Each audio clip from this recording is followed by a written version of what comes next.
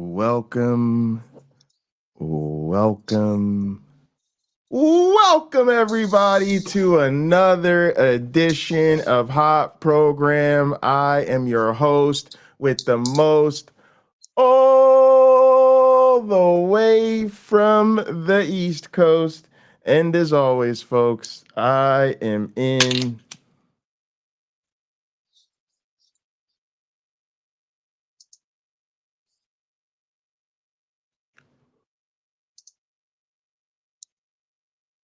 airplane mode. And now a man who accepts that we can't live forever, but we can live for each other. A man who's clearly trying to run for office and steal your vote. How you doing today, my black friend? Yeah. That is that atheist appeal. If you ever called out when you're running for office and they say, but I don't know if I can vote for you because you're an atheist. That's what you hit him with. That's what I hit him with. That's what you hit him with. That'll do it every time. They should be into it. If I say that to them, they should be into it. Like, yeah, I guess that's true. I'm well. That comes from that's inspired by me talking to one of my neighbors who recently had surgery where he got a defibrillator and a pacemaker installed. He just wasn't feeling too hot, and his wife said, "Can you come over and talk to him? You know, we haven't seen you in a while." And I said, "Sure." And I was over there for like 3 hours last night. So, it was a nice time. Yeah, I got to spend some time with other neighbors too this week, and so that's been nice. How about you? How you doing, Pakman? I'm all right. I have not spent much time with my neighbors, but No? my Michigan neighbors. But the same cannot be said of my digital neighbors. And speaking of digital neighbors, probably the sailor that lives next door is here to see us, and that is of course the famous, the now, well, the Sir blew past the 300 sub mark, the now famous Stephanie Catherine Helms. How you doing today, Steph? The girl who will live in infamy, I guess that's me. Yes. Doing all right. Yeah, really happy that that's kind of fun. And you also had a video that really went viral. appreciate being here today. It was fun. Steph, you've had a video that I would have to stitch a whole string of videos together for to match the view count. Well, you know, what was that video? You never know what the algorithm will do with something. It was basically a tribute to John Gleason and Forrest Valkai for handling a particularly troublesome call that I call screened last Sunday on the line. Mm-hmm. The Lions Lake Show. So it was the guy who gave his pronouns as attack helicopter, and you know that's kind of troublesome. And the producer, I just put in no pronouns given, but the producer Morgan passed along that was what the guy's pronouns were. And Forrest saw that, and the guy wanted to talk about God, but Forrest wasn't having it, and neither was John. It was good. It was the kind of thing where we've been arguing and talking about God and other gods and this God and that God and my God's better than your God, and we can put up this sacrifice or that sacrifice and blah blah blah for 10,000 years. Mm-hmm. We still haven't come to any sort of resolution, but so long as humans decide that they're going to treat each other shitty in this world, regardless of which God rules it, or if none do, maybe we should talk about that instead. So, yeah. All right. And Steph, so I clipped that and sent everybody by all means. It's check that out on the line, and you know, if you want a précis of it, you can take a look at the video I did on it. But very grateful. And I think you're paired up channel wise, Steph. But if you're not, there's a link in the description to Stephanie's channel, so go ahead and make sure you're subbed up over there. All right, gang, but Steph is not here, believe it or not, to talk about that today, gang. I've just got to confess to you what's going on today. Okay, And the confession starts with this. A lot of times what we do with this counter apologetics, it's bullshit. And it's just the same old thing, the same old story, the same old bad arguments time and time again, and it can get very tedious and frustrating. But every once in a while, something genuinely glorious happens. Something that you needed, that you didn't even know you needed happens. And you go, oh, it's counter apologetics for the win. Oh, today this is the right thing to be doing. And we have one of those occasions to share with you. Oh my goodness. Steph, go ahead and tee this up, and then we gonna go ahead and get into this. Tell people what we talking about today. Well, first of all, kudos to Alma Tadero, who pointed this out last night on my live stream. Yeah, thank you, have Alma. you heard Fantastic. have you heard about the sword swallower? It's like, what? The sword swallower. Yeah, okay. At the Christian Men's Conference, it's like, sword swallower, Christian Men's Conference. This is kind of strange. So I Googled the thing, and oh my god! Well, it wasn't the OnlyFans version for those who. When you see what we see, maybe I saw it. I saw it already. I didn't see the entire conference, but I saw that performer. Yeah. Oh my goodness! The guy was, first of all, the guy is very buff. Let's just put it that way. Let's show the people. Yeah. All right, here we go. Let's get the view right. Switch me and Stephanie. All right, here we go. Did y'all hear about the men's church conference that had a male stripper? Oh, we in white folks church business today. Let me tell you what happened. All right, this is the Stronger Men's Conference. Okay, they had a male stripper, they had monster trucks, they had fire, they had everything. Okay, so the stripper man, okay, he ripped his shirt off. He does his, he don't strip in the sensual way, but he got his shirt off and he climbed a pole with a sword in his mouth. Okay, got the sword, put it down his gullet, deep throating the sword of the spirit. He goes up the pole. It's deep throated the sword in the spirit. The focus here is rather weird because this guy is saying the male stripper. Well, yeah, but he didn't really strip. He's a sword swallower. You take off your shirt when you want to swallow a sword because you want to show the audience. Yes. He didn't take anything off other than his shirt. Now, which I didn't understand. Sorry, go ahead, Steph. No, you go ahead. I mean, it's that simple for me. When I watched the performance, I'm like, why did he take his shirt off? What's the point of that? What does that do? It definitely helps to show the legitimacy of the sword swallowing, that you're not sticking it into like a weird contraption. Oh, that you're not hiding it. That you're not hiding it. I see. Now to be fair, people based off the aesthetics and what he's able to do, for instance, with that pole, I think is what led people to say, okay, this person probably has a background in, at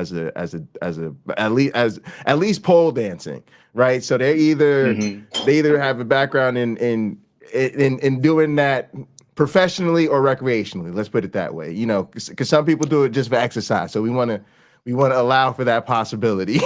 Yeah, I had a neighbor who taught pole dancing. Yeah, but I think that's where, but still very impressive, I wish I was that strong. I'm not. That's facts.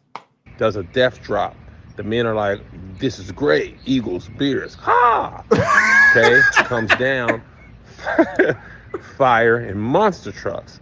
So then this new man, Pastor Mark Driscoll, he get up and he don't like it. He got something to say. I've been up since 1 o'clock in the morning.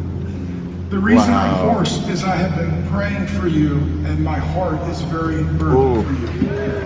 Oh, that's gang. We talk a lot on this channel.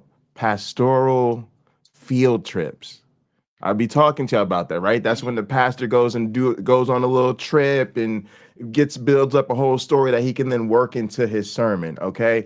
This is basically the same phenomena, but it's like the handicap principle. He's like showing you that he really played the cause. So he was like, I was really up all night and I was praying for you. He couldn't pray for them quietly all night. You know, he had to pray in his strongest, most vocal voice. And so now he wants the hoarseness to speak to you. He wants you to understand that he's so, and look at the posturing. He's down on one knee. This is like serious pastoral signaling that's going on right now.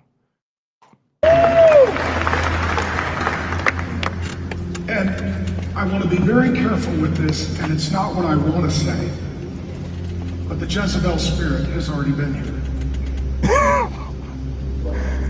The Jezebel spirit.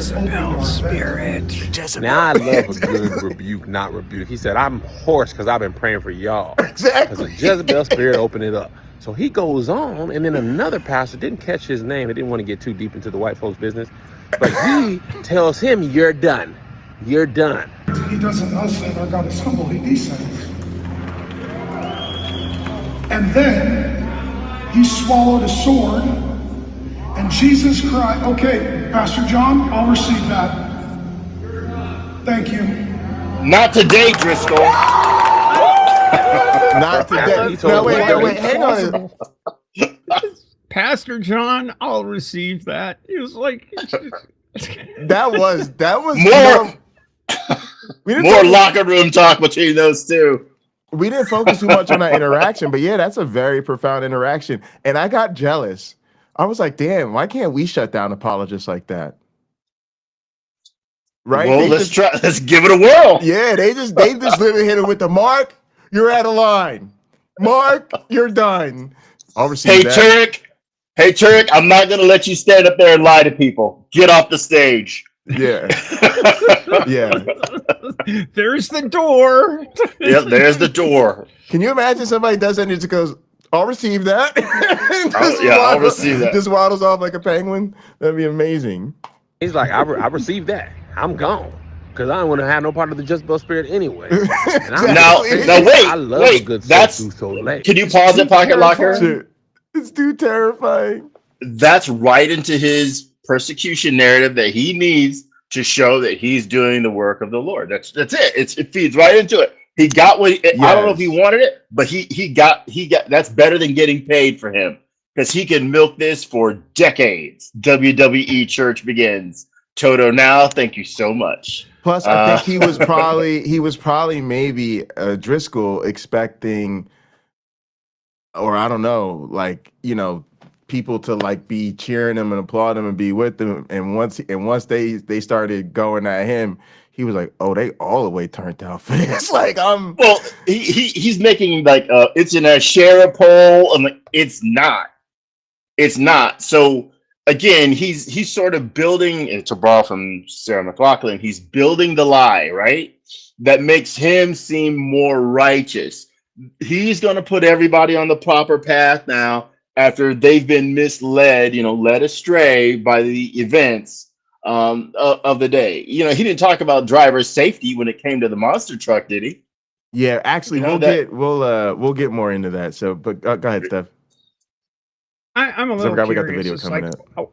Where is this Jezebel spirit coming from? Anyway, isn't this a men's Christian men's conference? Where's Jezebel in all of this? Seems to me this guy was a guy. Yeah. What's up with that? I mean, the thing that's weird to me is these guys are reacting exactly as if this was a drag show. And It's weird. It's just really weird.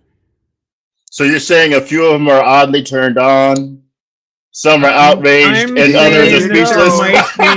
I'm saying that there might be some slick willies in the audience. Yes, I am. I'm telling you that. I'll take your word for it. I wasn't there. We get down. I mean, I wasn't there either, but All right, let's see this. I love a good Cirque du Soleil. I go down to Las Vegas. The man is me and my wife, we talented. get down our pictures and a video of the Cirque du Soleil. They do fire and swords and stuff. I ain't never seen it at a men's conference. I thought when I heard this, I was like, oh, I thought it was gonna be a women's stripper. No, man. But the thing is, it's called the Stronger Men's Conference. The male stripper is showing you he's strong. He's got core strength because Jesus is at his core. And he can do all things through Christ who strengthens him. There it Say is. it, preacher. Going up the pole with a sword in his mouth. Because he's a stronger man. Weak man couldn't do it. So do y'all want him to be on theme or not? Now, what the monster trucks have to do with it, I don't know. I don't know how you got monster trucks in the whole situation, but I don't care either because I like monster trucks. Never seen him inside a church. Only seen him at monster truck rally. But the devil is a monster. He'll be rebuked, cast down. So let's blow up the and roll over. Why is the fire there? Hell is hot. shiny side up, guys. Shiny side up always. He's with it. Yeah, there you go. It's not. It don't have to be that. It don't have to be that hard. All right, y'all. So look, it's good to have people interpret things for us other than the Bible. Yeah. So look, that's what we wanted to show y'all to cue it up so y'all know what's going on. And of course, what we really had to talk today is that that's why this is so good, y'all. It's the gift that keeps on giving, because of course the Christian internet was going to react to this, and again it just keeps getting better because now we get them in panic mode. I would like to coin the term from Christian internet, Christian internet. Christian internet. Yeah, Christian internet. Sure. Christian internet. There's some potential there. There's some potential there. Of us had this on our 2024 bingo card.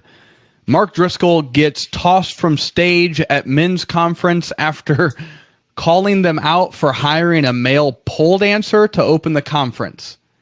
What?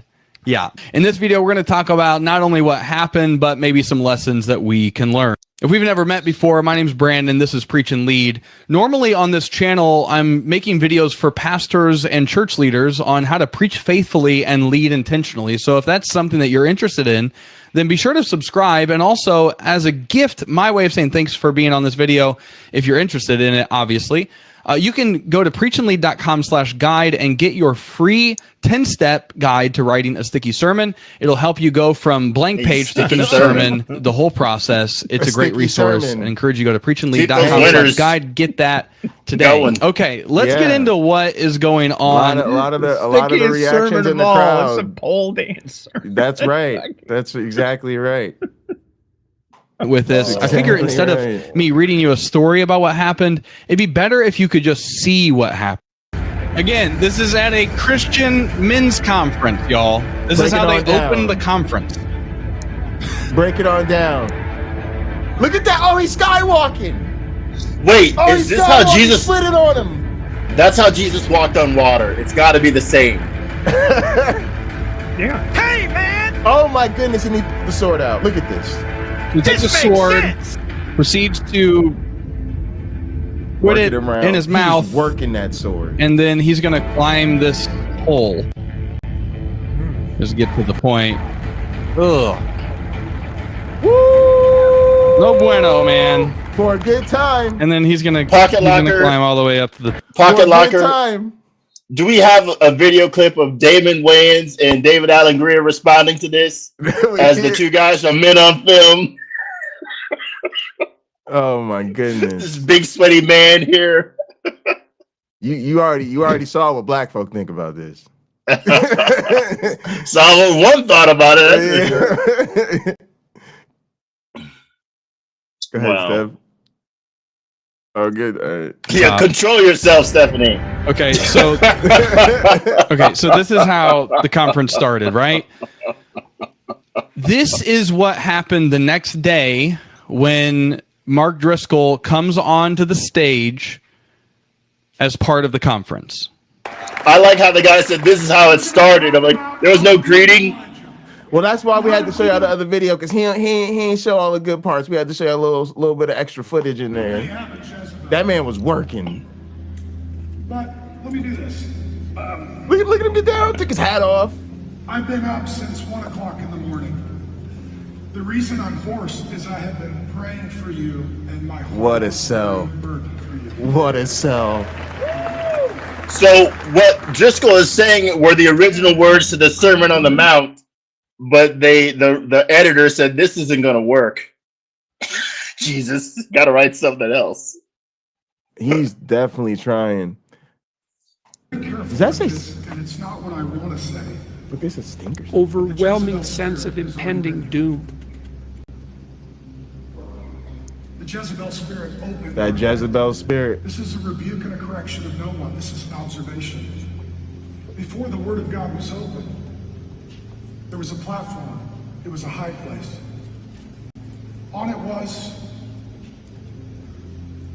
a pole, an ashtray. The same thing that's used in a strip club for women who have the Jezebel spirit. Hey, Katina. What I like is the applause. Yeah, He I like said the that. applause, too. That's, well, you know, half part of the audience is applauding. The other part of the audience is looking for those $2 bills. They, you know, they're just. I mean, wait a minute. I was at this place somewhere. I don't know where, but I got all these things with pictures of Thomas Jefferson on them. I do wonder if someone was shooing people away from rushing the stage. Like, this is not an altar call. Like, that's not why I'm here. I got money. I got money. At a strip club. That man then ascended.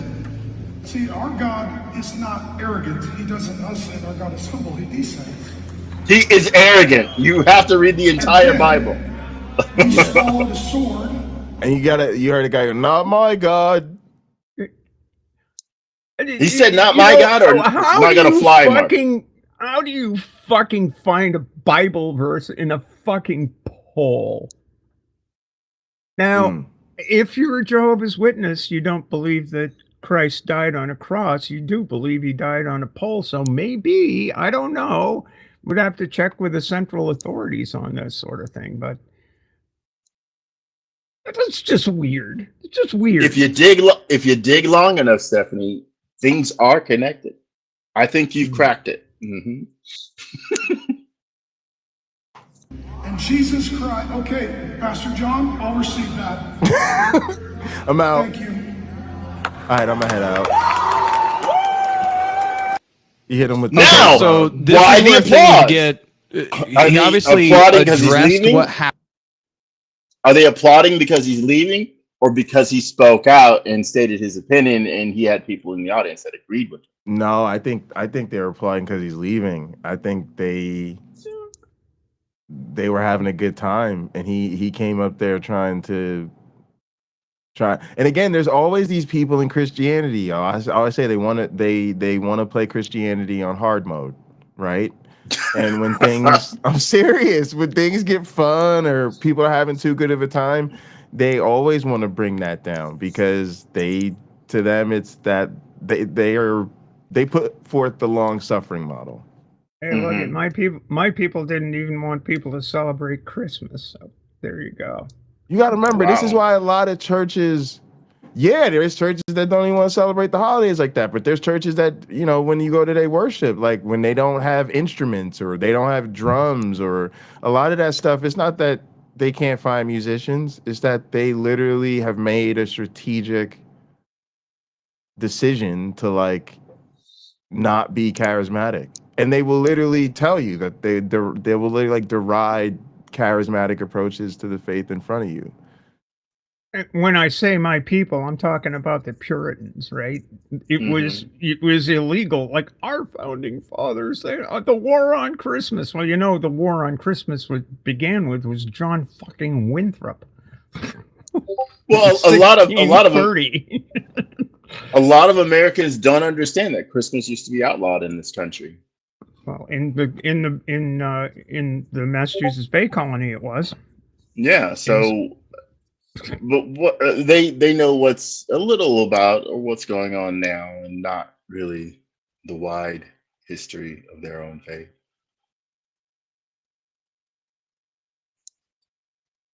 Happened, and obviously did not agree with it. And then you kind of hear somebody off camera say something, and then Mark responds with, "Pastor John, I'll receive that," and proceeds to grab his stuff and get off stage. This next video shows what happens next. Pastor John, I'll receive that. And Jesus Christ, okay, Pastor John, I'll receive that. Thank you. Angelic reinforcement. You hear it says, "You're done." Angelic reinforcement.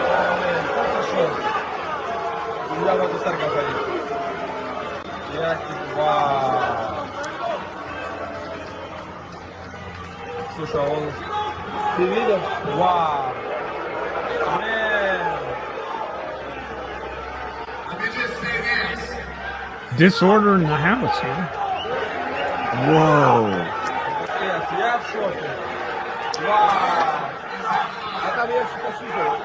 If Mark wanted to say that, he should have said it to me first. He didn't. Matthew 18. Matthew 18.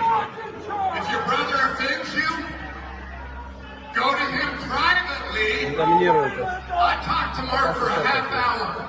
There was not one word of that. He's out of line. If he wanted to say it, he could say it. Oh no. You may not agree with me, you may not agree with him, but we are brothers in Christ, and there's a right way to handle disagreement. Obviously, you see a very unideal situation if you're the leader of the conference. You planned this. You made the decision to have a former stripper, male stripper, open your conference with a sword swallowing act of acrobatics, right? So that was your choice. You did that. And then one of your speakers comes up and criticizes that. He called him off of the stage. And then I think this is just when it comes to how can you lose credibility with people in 30 seconds? That's what happened with John, the gentleman who is in charge of this event, James River Church in Springfield, Missouri. This is what he does. He calls him off, and then the crowd is not on board with that because it seems like the majority of the people, at least the ones you can hear, are in agreement with what Mark was saying. And then John alleges that Mark violated Matthew 18. What is Matthew 18? Matthew 18 talks about how if someone sins against you, you are to go and talk to them privately. And if they don't hear you, bring another person with you, talk to them again. If they don't hear you, then bring them before the church, and they are to be condemned by the church and excluded from fellowship until they repent, right? That's the basic idea of Matthew 18. The question is, should Mark have talked to Josh about this issue beforehand? If they were having a conversation for 30 minutes before he came out to speak to the conference, the people in the conference, should Mark have talked about it? Does this fall under Matthew 18? In my opinion, it does not. This was a public decision that John made to have this person come, and Mark chose a public venue to criticize the decision. It was a public decision. It was publicly displayed, and Mark's heart, you can see in this, Mark humbly went on one knee. Steph, I'm gonna let you speak, Steph, but just remember to consider his heart, Steph. His heart. I am deeply there you go. moved You're good. by. Yeah, I am deeply moved by his impassioned plea to bring everything to God in prayer, and governing the behavior according to the words of our Lord Jesus Christ. Which is just total bullshit, Jesus. I'm taking the gloves off. These people just come on, it's it reminds me of that guy biblically who was so biblically. It's the pole dancing. It was not in the Bible, and it's like what I think the person we were listening to on Danny's channel today was biblically. I need some of y'all to go to Phil Talk, listen to Danny argue with this moron, and tell me that is not biblically talking quietly. I really think it was. And I kept saying, ask this person if they make love to God. Ask this person if they make love to God. And I know if you're sitting there reading that in the chat, you must be like, Jay, what are you on today? And I'm like, no, unfortunately, I'm talking about a person who very seriously says they make love to God. My question has always been as regards to ultimated The Lord says it Judeo-Christian is guy. done. The Lord says Was- it is done. Does his arm fall asleep when he's making? Well, never mind. I just I've got a filthy mind, and I'm going to hell. I know it, but It's the sword swallowing. It's maybe that's it. it's definitely got the energy peak. And stood on one knee on his conviction that was inappropriate and unwise, and in the spirit of Jezebel, a person who goes against God.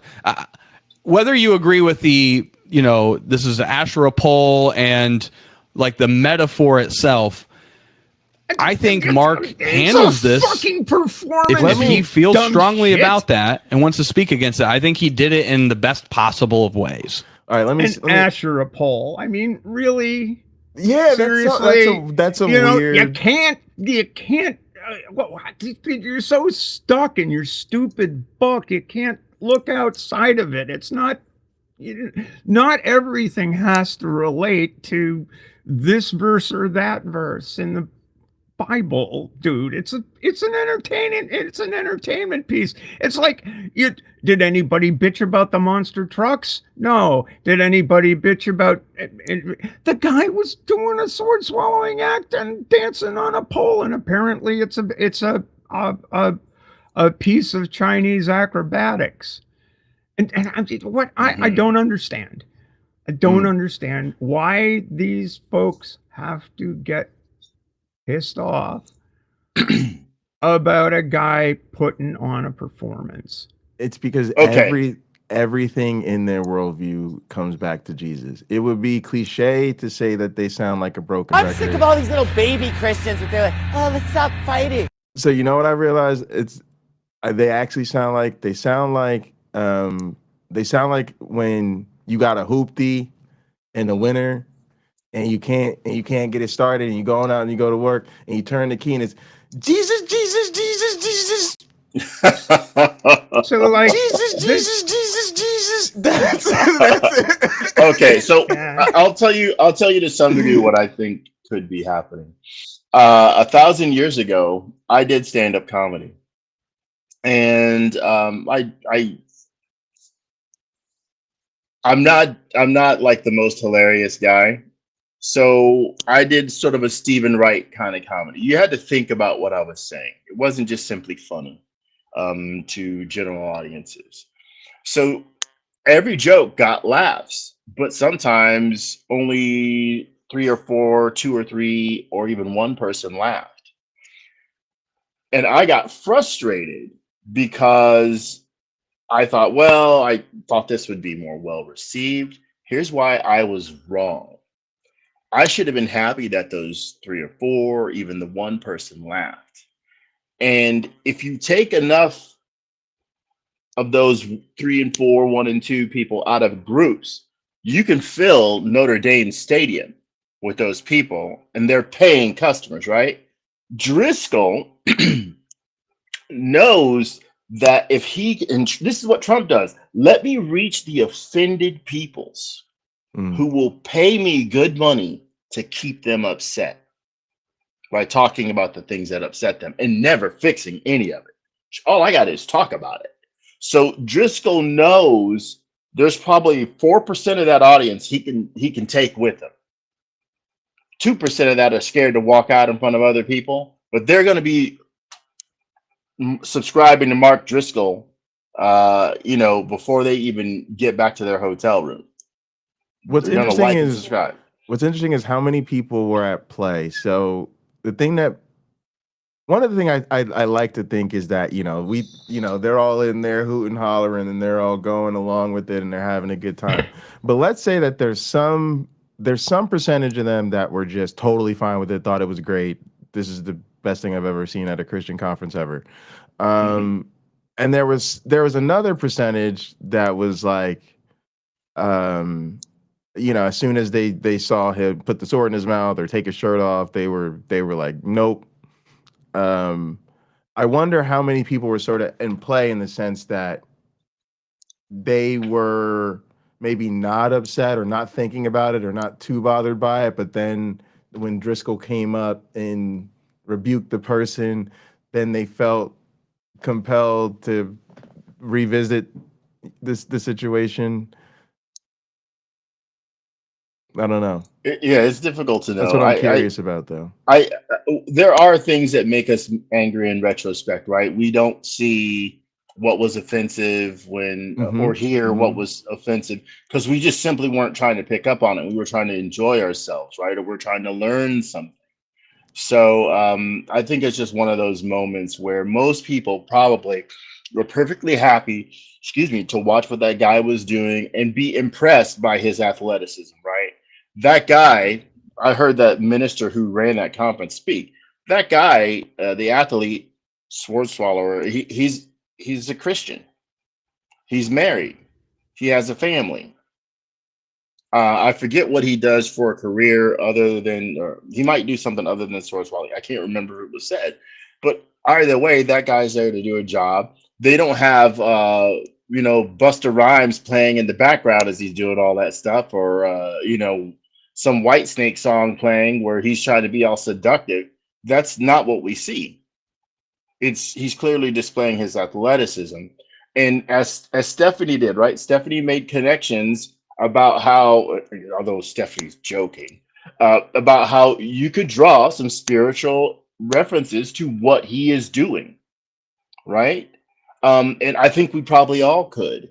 So if a person thinks it's bad like Driscoll does, then he can convince other people who don't see what he's seeing. They're watching the same thing, and they just didn't take it that way. He can now turn some of those people to see it his way, right? I need you to be offended too, because I'm offended, and I'm going to take you with me on a journey of being constantly offended by nearly everything that goes on in society. So the sword swallower, in the sword swallower's words, got this a quote from this guy Magala, who apparently is a sword swallower. The sword swallower, however, said he felt compelled to clarify that his performance was not a strip act, but a specialty act. My performance, which some have controversially likened to inappropriate entertainment, is deeply rooted in a historical and cultural tradition that dates back over 1,200 years, he said. It has since become a respected discipline, showcasing human strength and agility. And I would say that's about accurate. After watching the act, the sword swallower also holds a black belt in Brazilian Jiu-Jitsu. And he said only an uninformed person would compare his act to an inappropriate performance. I feel that this danger act is perfect for the Stronger Men's Conference. It provides inspiration to the audience and permission for them to reach new heights of what's possible in their lives. It's like, okay. That's a person. Yeah, that's a person who's got professional and recreational interest in that skill set. And there's, I can't imagine a lot of maybe even different cultures having traditions around I hadn't pole dancing. I hadn't seen this one before. Magala pointed out that Dan Meyer, leader of the Sword Swallowers Association International. There we go. Yep. And his mentor is a member of Driscoll's church. Really? It's a small world. Yeah, Chinese Yikes. pole acrobatics, which he performed at the Olympics. He said this is way different than a male stripper. It's like, yeah, what the fuck? Big yikes. Wow. That is super interesting. And I'm gonna just say this. I said this last night in Gather. I'm not, I don't get down with men like that, but y'all, if I was, I would give homeboy a try. Okay? All right. and and like I said, if somebody I like swallow the whole sword, I would be like, you need help? I'm gonna walk you to your car. You know what I'm saying? There's a lot of dangerous people out here. So look, what am I trying to say? If you have that man's skill set, I sure hope you had the spirit of Jezebel. Because if not, it's a goddamn waste of talent. I'm gonna just say that right now. He was humble, and yet he was truthful. He did not shy away from the truth. He was not passive about it. He was not aggressive about it. He was assertive. And I think he handled himself as well as someone could, especially even after he was called to get off of the stage. Now, was Mark out of line for criticizing someone else's event? There could be a debate there. You agreed to come to the event. It's not your event. You are there to contribute a service, and that is to speak to the people. But he disagreed with that decision. Now, what in the world was the point of a sword-swallowing performance by a male stripper, though, at a men's Christian conference? Monster truck. That's my question. Yeah. That's a great point, Stephanie. Yeah. That's a great point. Because it's entertainment. He's trying to entertain the folks. And the folks were eating it up like it was ice cream until this godfather got up on the stage and started saying it's all Jezebel. I hate to say this too, like, they're trying to play everything on hard mode. They're so out of touch with the realities of the situation. Like I'll give you a basic thing. Most people go to church for the worship experience. What do most pastors think? Most pastors think people go to church to hear them preach. They don't. That's interesting. That's interesting. Okay. I'm not saying nobody does. They love their pastor. They will swear up and down he has just got the voice of the Lord. But trust me, they're there for the worship. When people go to these conferences, they go because it's fun. Why does anybody go to any conference, right? And like, I've been to these conferences. They're really fun. But if you went as like just an observer, you would see it's like a whole bunch of, say, like, youth from like different college ministries or youth ministries from across the country, and a bunch of international ones. They come together, they rent out a convention center, they have literally like a big concert style worship thing like every afternoon, and an even bigger one at night. And then that's not even the concerts. There'll be like actual couple like, oh no, those were worship services. This is a concert. And then the rest of the time, they're in workshops, they're hanging out, they're walking around town, going to an eatery. It's literally the same thing that draws somebody to Comic-Con or a wrestling convention. Like, it's the same thing I wish they would do at science conferences, because they actually sit there and do goddamn science presentations all day, and then people go get drunk. But it's they're crazy to not understand that this is what draws people in. And they knew that. And that's why they did the fire truck and the performative things. And, they thought the bigger, badder, the better. But then when there's backlash, there's this way in which they go into this mode in which they're not, I think, honest with themselves about the value and the role of entertainment in the experience. Yeah, it seems like the Driscoll guy who was complaining about the whole thing just wants to have that, it's that white bread church service that we're gathered all here to praise the Lord and sit in the pew and be silent and all of that stuff. And it's almost like you've never been to any sort of charismatic gathering where people hoot and holler and get up and get down and go amen and all of that other stuff. It's like, well, this is disgraceful. Why? It's not church, dude. The other thing know? I'd always feel like people, and especially people in ministry, never have a hard time accepting is you're not winning a lot of souls from Sunday to Sunday.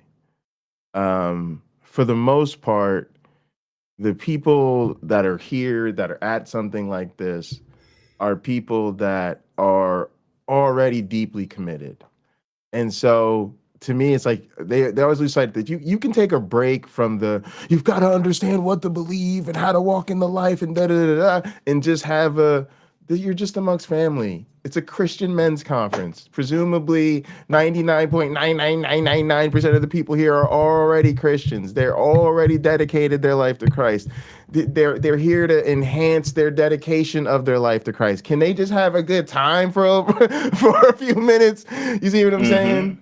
Well, it's a safe space. Let's be honest. It's a safe space. Yeah. They won't refer to it that way. So the expectation is that everything I see here, if I bring my 7-year-old son, I don't have to worry about what he sees. I'm not going to be answering questions that make me uncomfortable. Well, I mean, if the kids read the Bible, then I would. But, I think that's the idea. And Driscoll, again, he can use that to his advantage to win over audience members. Like, oh, a line was crossed here. The spirit of Jezebel. He doesn't talk about Jezebel. He doesn't say anything about it. You don't learn anything about Jezebel. It's just a name that people remember from the Bible. Yeah. Steph, did you want to jump in here?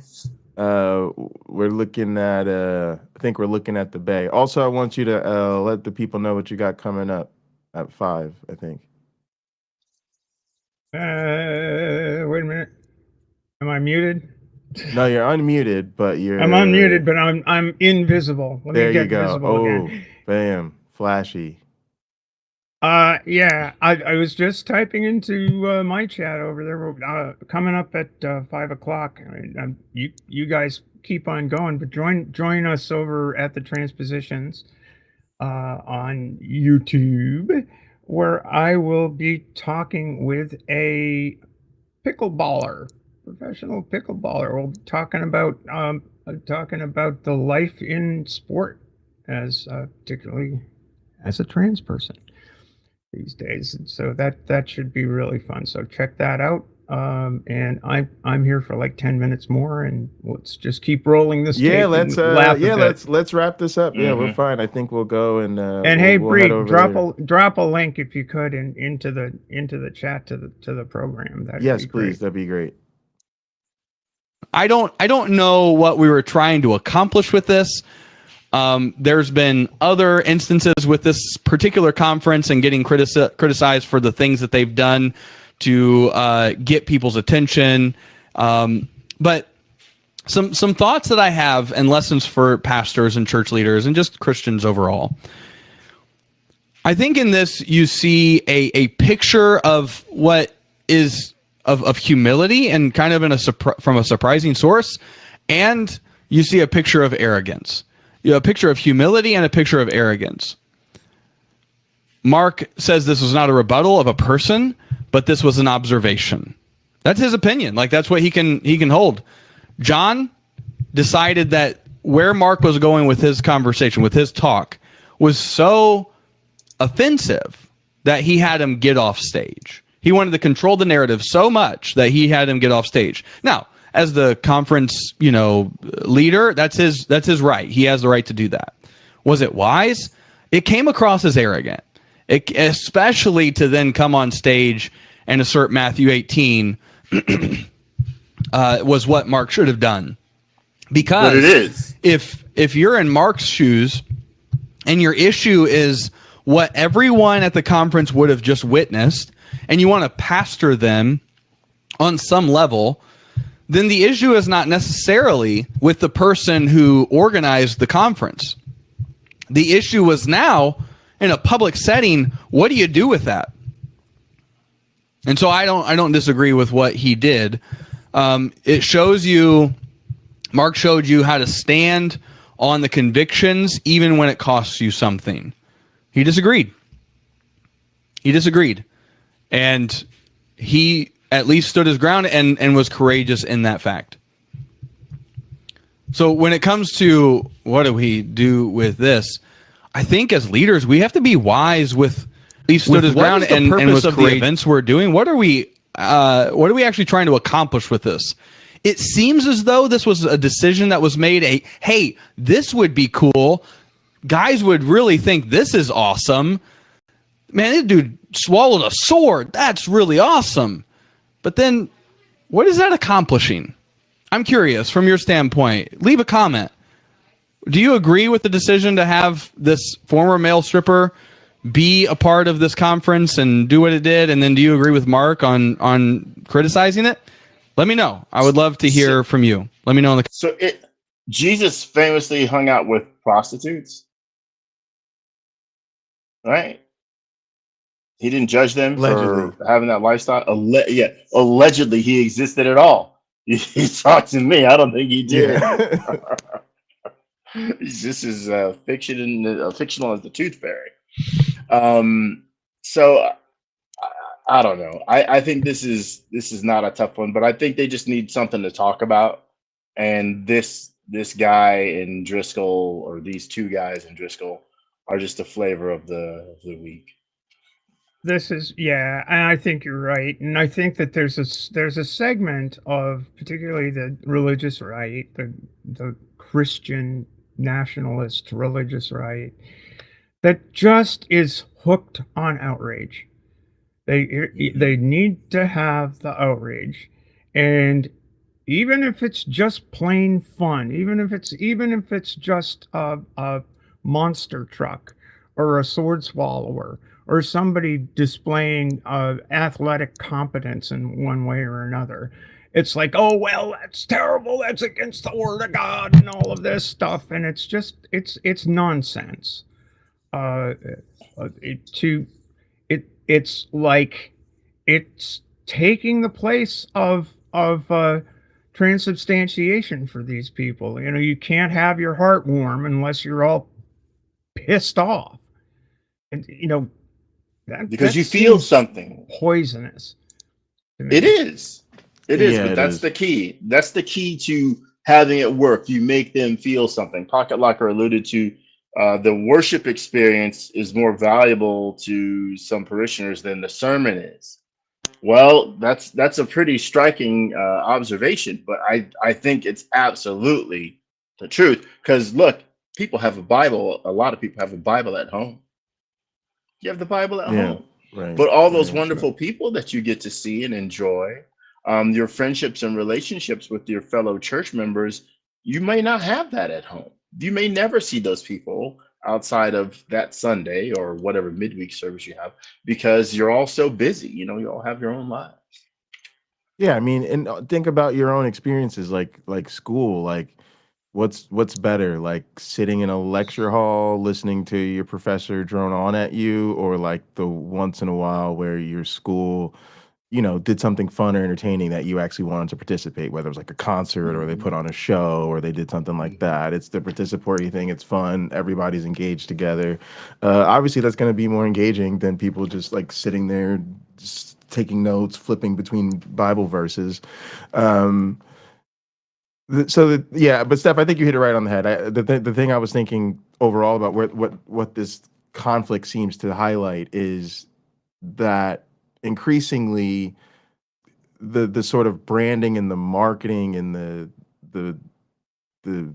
outward facing thing of the Christian right is moving more and more towards the Rogan spear. I think of it as that sort of toxic masculinity type of stuff. And this is where those two things they come in, because they do something like this, which they think is sword, strong, strength, all this other stuff, and then these other guys are going, wait, we're supposed to get angry about pole dancing, right? Wait, we're not supposed to let people swallow phallic things in front of on stage, like, you know what I mean? Like they it's like they caught themselves somebody's reminding we're supposed to be angry about these aesthetics, right? And yeah, it's just then you get the outrage. I can make everything look. I'm a creative guy. It doesn't matter what they put up there. I can tell you why it's bad for what they're trying to do, but I can tell you why it's good for what they're trying to do. One last thing before I Sure, go that strikes me is this Driscoll guy was at great pains to highlight his persecution. You know, the wickedness of the Jezebel and all of this, and how put upon he was to be subjected to watching a guy climb a pole with a sword down his throat. And, you know, at that display, I mean, he just had to be offended and felt persecuted by the very nature of the performance, which is just so stupid. And I think we should also say too, just as we wrap up, that like, let's not forget that this is rooted in bigotry, right? That the reason that they're so angry about these particular aesthetics and these particular things is again rooted in their sort of, more global anti-woke agenda, right? That it's hatred that's motivating their outrage rather even than some sort of doctrinal objection. I'll bet you that no one went to sleep during that guy's act. Not even Trump. They were all watching that thing. Yeah. They Not were, even they Trump were fell woke asleep. as fuck when they were watching that guy's act, and it's just, and they were all applauding, until the next day. Well, I've been praying all night, and the reason my voice is hoarse is because I was pleading with God to show me the way to talk to the Congress, and it's terrible. I'm praying so hard for all of you sinners who had to watch a guy do something kind of cool. Right. It's so stupid. I gotta go, but thanks so much, Pocket you, Lifer, for Stephanie. having Thanks so me much. We'll have on. to have you My back black on. friend. It was great being here today, and Yes, thank you. let's jump on over to the transpositions. And, Yeah. We'll be catch over that there after at 5. after your thing. So All right. Enjoy. Thanks, Steph. See you. Bye bye. All right, my one black friend. Do you want to give us your closing thoughts? Ministry is probably harder than I'll ever know, right? The guy who ran that conference has a hard job. What do we show people? They know what the overall message is. They're trying to reinforce it's okay to have your masculinity, be Christ-centered, and you can still enjoy your life, but the focus ultimately is on your relationship with Jesus Christ. Okay. A monster truck, sure, I can draw analogies to where that's relevant. The performer there, the Bible says, take care of your body. There's all these things, that I could draw that are positive about it. Plus, the fact that the guy himself, the performer, is a Christian. I don't see anything wrong with highlighting someone like that in your ministry. Because if we didn't know what he did and he just went up there and talked like it was a TED conference and never got up on the pole, right? If it was just something like that, you could still learn something from the guy. It's not a total write-off. But sadly, we live in a time where there's a lot of outrage culture. And that's what's popular. If you can piss people off, and again, keep them entertained, keep them angry, because you get a reaction out of them. And there's all these chemicals flowing through the body. When they do get that reaction, it just devolves. We're circling the drain, America. We are circling the drain, and it makes them look silly. It just brings out the silliness. It's just they look very, very silly. It's not a serious problem. It's not a real problem, but yeah, they kind of brought it on themselves, and they're kind of, it reminds me of that graph of the serpent, eating its own tail and getting ready to consume itself. So, yeah, no.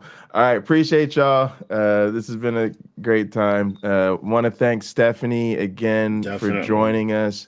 Somebody dropped the link to the transpositions, because I don't think I have that on the channels yet. I need to add it. Let me see. Let me get a link to that so I can drop that real quick.